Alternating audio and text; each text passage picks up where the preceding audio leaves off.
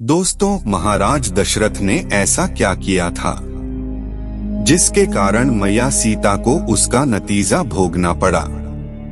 महाराज दशरथ ने कौन सा ऐसा पाप किया था जिसके कारण माता सीता का हरण हुआ था। मां सीता को इतने कष्ट झेलने पड़े। इसके पीछे का कारण सिर्फ और सिर्फ महाराज दशरथ थे, जो उनके ही ससुर थे।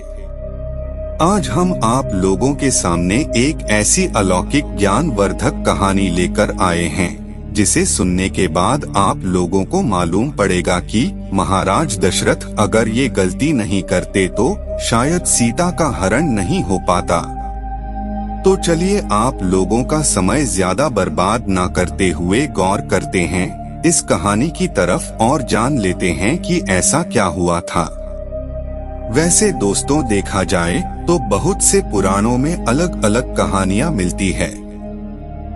सभी जगह अलग प्रमाण मिले हैं, लेकिन इस कहानी के माध्यम से मैं आपको बताने की कोशिश करता हूं कि जब भगवान श्री राम, लक्ष्मण, भरत, शत्रुघ्न चारों भाइयों की शादी हो गई और बारात लौटकर वापस अपने नगर में आई, तो महाराज दशरथ ने अपनी पत्नी कौशल्या से कहा था कि कौशल्या, एक बात आप गांठ बांध लीजिए, क्योंकि आज तक आप सिर्फ और सिर्फ चारों बेटों की माँ थी और आज के बाद आप माँ होने के बावजूद 4 बहुओं की सास बन चुकी है।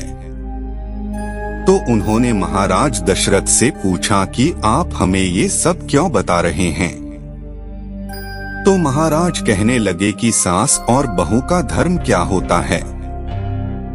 जिस घर में बेटे की बहू आ जाए, उस घर में सास का ये धर्म बनता है कि उसकी रक्षा ठीक उसी प्रकार करनी चाहिए जैसे आंखों की रक्षा पलक करती है।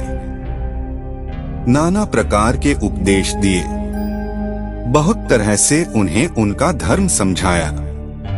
उसके बाद में जब 246 दिन निकल गए, तो एक दिन महाराज दशरथ के दिमाग में एक बात आई।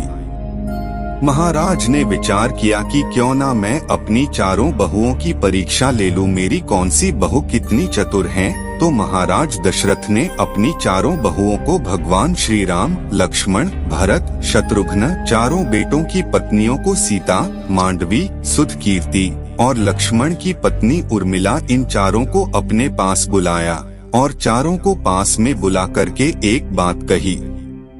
बेटा देखो, चारों तुम मेरी पुत्री के समान हो और मेरी पुत्री हो, तो मेरा एक आदेश है तुम्हारे लिए। अब चारों बहुएं खड़ी है, महाराज दशरथ आदेश कर रहे हैं।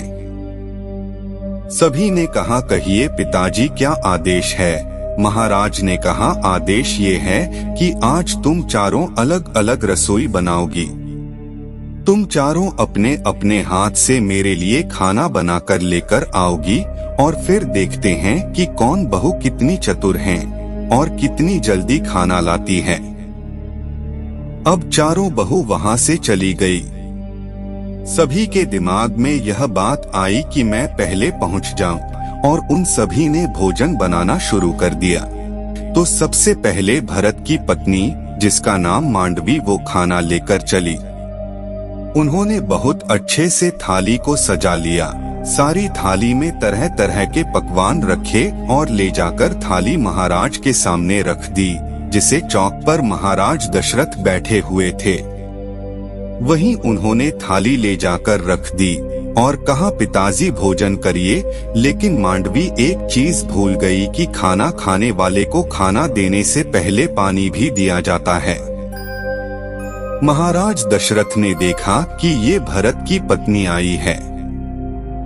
चलो कोई बात नहीं, अभी छोटी है, नादान है, शायद अकल आ जाए। महाराज दशरथ ने मांडवी के हाथ से भोजन की थाली ले ली और वहीं पर रख ली और बोले, बेटा आप जाओ, हम थोड़ी देर में खा लेंगे। फिर दोस्तों, तब तक लक्ष्मण की पत्नी उर्मिला चली आई। उन्होंने भी बहुत जल्दी जल्दी में भोजन बनाया था।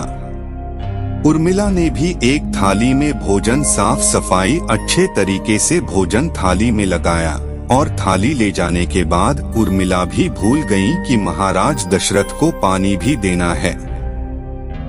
दोस्तों, उर्मिला भोजन की थाली लेकर के महाराज दशरथ के पास में पहुंच गई। अब महाराज दशरथ समझ गए कि लगता है ये भी बहू बिल्कुल ऐसी ही है। महाराज दशरथ ने उनके हाथों से भी थाली ले ली और बोले, बेटा आप भी जाओ, भोजन हम कर लेंगे। अब तीसरे नंबर की बहू शत्रुघ्न की पत्नी सुधकीर्ति चली आई, लेकिन उनसे भी एक गलती हो गई। उनसे गलती ये हो गई कि सुधकृति हाथ में भोजन की थाली लेकर के चली, लेकिन महाराज दशरथ को जल्दबाजी में जल देना भूल गई। अब महाराज दशरथ ने सुधकीर्ति के हाथ से भी भोजन की थाली ले ली और वहीं पर रख लिया। उसके बाद कहा, बेटा आप भी जाइए, हम थोड़ी देर में भोजन करेंगे।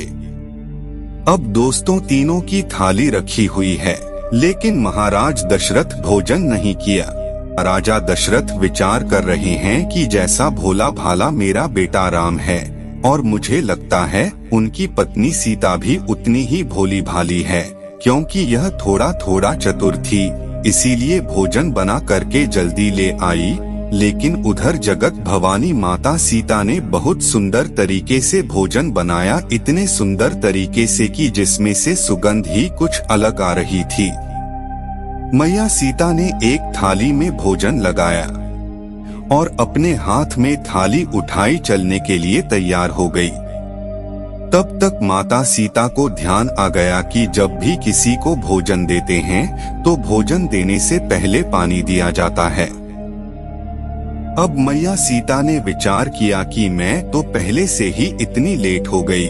सीता माता ने एक हाथ में भोजन की थाली, एक हाथ में जल का लोटा लिया। दोस्तों, थोड़ा सा हवा का झोंका आया और हवा के साथ ही एक तिनका उड़ता हुआ आ रहा था। ऐसे में महाराज की निगाह सीता के ऊपर, और माता सीता तिनके को देखकर सोच रही है कि अब मैं करूँ तो क्या करूँ। इतने में वो तिनका उड़कर खाने की थाली में गिर गया। अब इस तिनका को उठाऊं तो कैसे उठाऊं? दोस्तों, माता सीता कोई साधारण स्त्री नहीं, माता सीता भवानी थी। भवानी मैया को ऐसी बातें सोचते सोचते क्रोध आ गया। इतना क्रोध आया कि जब माता सीता की दृष्टि उस तिनका पर पड़ी तो उसे राख बनाकर उड़ा दिया। दोस्तों, ये कर्तव्य महाराज दशरथ ने अपनी आंखों से देख लिया। महाराज दशरथ ने एक हाथ से थाली ले ली और थाली हाथ में लेकर थाली रख दी। महाराज दशरथ से सीता मैया ने कहा, पिताजी कोई गलती हो गई, आप भोजन क्यों नहीं कर रहे हो? महाराज दशरथ ने कहा, बेटा मैं तुम्हारे हाथ का भोजन तब तक नहीं करूँगा जब तक तुम मुझे एक वचन नहीं दोगी। माता सीता ने कहा, आप जो कहेंगे वो वचन मैं दे दूंगी, लेकिन आप भोजन कीजिए। तो तभी दशरथ बोले, अभी मैंने अपनी आँखों से देखा था, भोजन की थाली में एक तिनका गिरा था और उस तिनके पर तुमने अपनी दृष्टि डाली कि उस तिनके की राख बना ली। तो आज तू मुझे वचन दे कि तू आज के बाद कभी किसी के ऊपर अपनी ये दृष्टि नहीं डालेगी। अगर आप ऐसा ही सोचते हैं तो मैं ये वचन देती हूँ कि आज के बाद कभी भी जीवन में इस आँखों की दृष्टि को किसी के ऊपर अपनी दृष्टि नहीं डालूंगी। तो दोस्तों, जिस समय मैया सीता लंका में थी रावण के यहाँ, तो जब रावण सीता को धमका रहा होता था तलवार लेकर के कि एक बार मेरी तरफ देख, तो मैया सीता तिनके की तरफ देखकर सोचती है कि अरे तिनके, अगर उस दिन तू बैरी ना हुआ होता तो मेरे पिता समान ससुर मुझसे ये वचन ना लेते, तो शायद आज ये रावण मुझे धमकाता ही नहीं, इसे कब का जलाकर राख कर देती। तो दोस्तों, मुझे लगता है कि महाराज दशरथ की इस गलती के कारण सीता जी रावण की कैद से खुद को मुक्त नहीं करवा सकती थी। अब दोस्तों, आपका इसके बारे में क्या कहना है?